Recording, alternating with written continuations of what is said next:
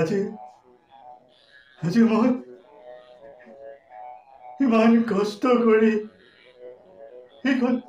এইখন ঘৰ সাজিছিলোঁ মই, যাতে মই থাকিব পাৰোঁ। কিন্তু আজি এইখন ঘৰৰ পৰা পুত্ৰ বোৱাৰীয়ে উলিয়াই দিলে। এতিয়া হেনো আমাৰ একো কাম নাই।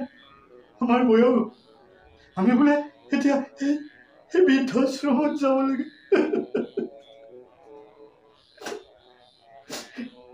এইকাৰণেই নেকি নিজৰ ল'ৰা ছোৱালীয়ে লাগে? এইকাৰণেই নেকি মানুহে সপোন দেখে যে বৃদ্ধকালত নিজৰ মাক বাপেকক নিজৰ ল'ৰা ছোৱালী চাব, মৰম কৰিব? কিন্তু আজিৰ সমাজত কি হৈ আছে? চাৰিওফালে দেখোন বৃদ্ধাশ্ৰম। এতিয়া দেখোন নিজে বনোৱা ঘৰখনত পুত্ৰ বোৱাৰীৰ মৰমৰ পৰা আমি বঞ্চিত হ'ব লাগে।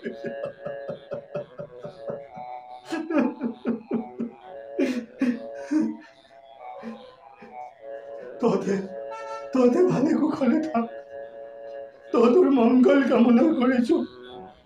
কিন্তু তহঁতৰো যাতে নিজৰ ল'ৰা ছোৱালীয়ে তহঁতক এনেকুৱা নকৰে, মনত ৰাখিবি তহঁতে।